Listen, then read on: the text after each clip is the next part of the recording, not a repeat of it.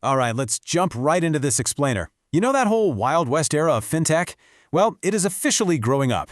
Based on a comprehensive review of global financial trends, 2024 is shaping up to be the year the industry establishes the actual blueprints for the future of money.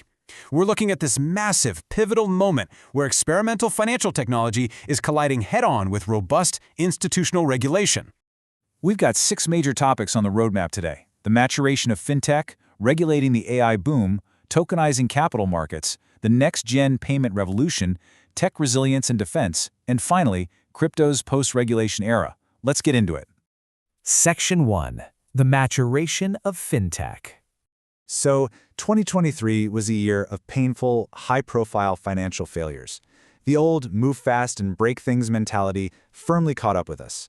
But the data shows 2024 is pivoting entirely. We're actively moving from a period of chaotic, knee-jerk reactions into an era of pioneering regulation, establishing best practices and pushing for long-term institutional stability.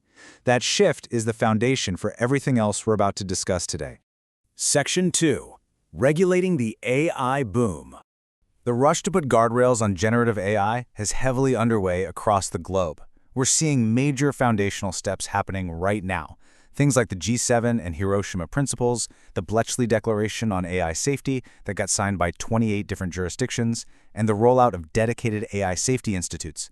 But as our source material points out, these broad agreements, they're really just the tip of the regulatory iceberg. If we zoom in a bit closer, there is a distinct contrast in how different regions are handling enforcement.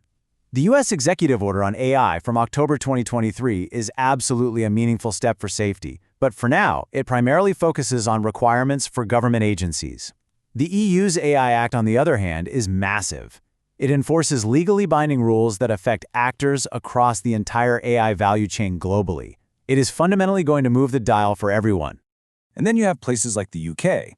They don't even envision a bespoke regulatory framework right now, but are instead relying on 5 cross-cutting principles. So, what's the big takeaway here? Well, regardless of whether a country has a strict framework like the EU or a principle-based approach like the UK, financial firms have to act now. Expect intense global scrutiny on internal risk assessments, transparency, preserving intellectual property, and ensuring that senior management is actually held accountable for the safety of frontier AI. Section 3. Tokenizing capital markets. We are witnessing a massive shift in how traditional assets are represented and traded. Distributed ledger technology, or DLT, is just no longer an experimental theory in capital markets. It is becoming the foundational infrastructure. Throughout 2023, we saw increased issuance, trading, and settlement of digital debt securities, plus new collateral management solutions. Now, in 2024, as prudential requirements get clearer, institutions are using DLT to either tokenize conventional assets or issue natively digital assets, effectively blowing the doors open on secondary market trading. To grasp why this matters on a global scale, just look at the sheer amount of regulatory initiative backing it up. We have the EU pilot regime and the UK Digital Securities Sandbox that launched in December 2023. But the real spotlight is heavily shifting toward the APAC region. Look at Singapore's Project Guardian. They are already running industry pilots to test asset and fund tokenization, and they're doing it in direct partnership with regulators in Japan, Switzerland, and the UK. Staying on top of this highly interconnected landscape is going to be absolutely crucial. Section 4. Next-Gen Payment Revolution. An incredible milestone highlighted in the source material was the U.S. Federal Reserve launching its instant payment service, FedNow, back in July 2023. This is a monumental shift. Why? Because it marks the first completely new Federal Reserve payment rail launched in over 50 years. Half a century. It's driving huge regulatory changes globally and sparking a massive surge of interest in instantaneous payment forms. Now you're going to hear this term a lot: deposit tokens. It is vital to understand what they are. These are programmable, ledger-based versions of existing client deposits held by commercial banks.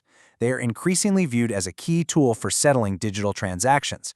But the magic word here is interoperability. For this whole system to work, we need seamless settlement between the proprietary platforms of competing banks. That's exactly why high-profile pilots like the ECB trials for wholesale central bank money settlement are so critical right now.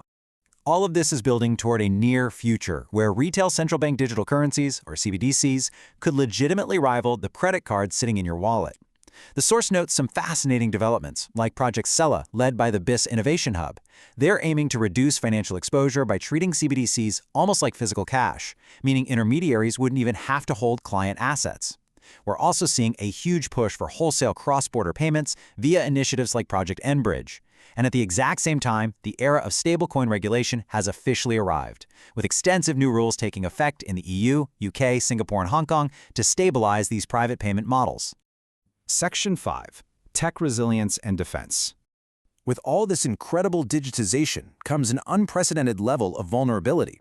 Because financial firms increasingly rely on automation, digital customer experiences, and mostly third-party tech providers, regulators are waking up to a stark reality. A single, sophisticated cyber disruption to just one key technology vendor could threaten the entire financial ecosystem. Ensuring the continuity of key business services is now a massive, top-tier global regulatory focus.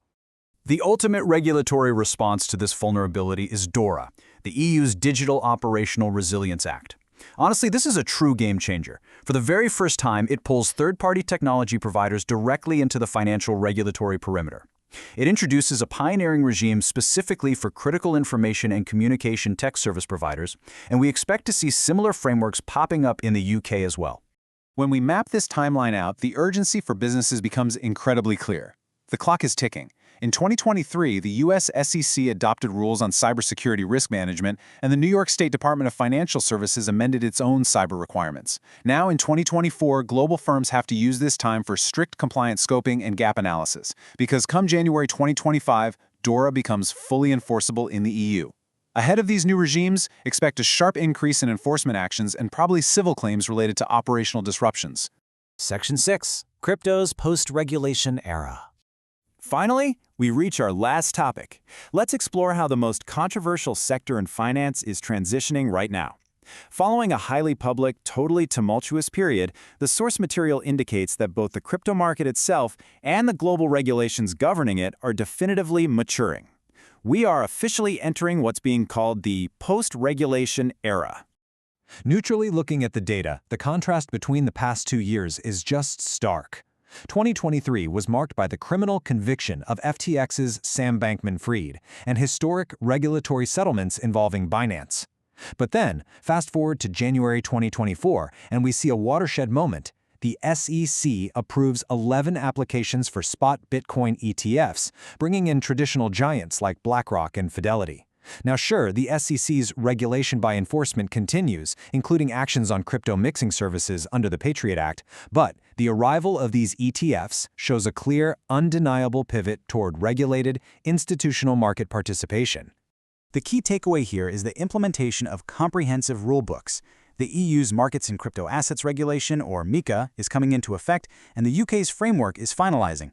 But perhaps more importantly, the Financial Stability Board has published a global regulatory framework. This FSB framework acts as a unified blueprint. It means that despite some local nuances, crypto will soon face the same consistent, rigorous oversight as traditional financial products globally. We're even seeing a real evolution in crypto insolvency and bankruptcy processes as the market finally gains legal certainty. And that brings us to the ultimate crossroads of 2024. As these first comprehensive regulatory regimes take effect in key financial centers, the blueprints for the future of money are being firmly locked in. But I want to leave you with this final thought. As the traditional, rigid guardrails of the adults firmly take control of the fintech room, how will the original, decentralized, borderless vision of crypto adapt to survive? It's a fascinating question, and one we will be watching very closely as this pioneering year unfolds.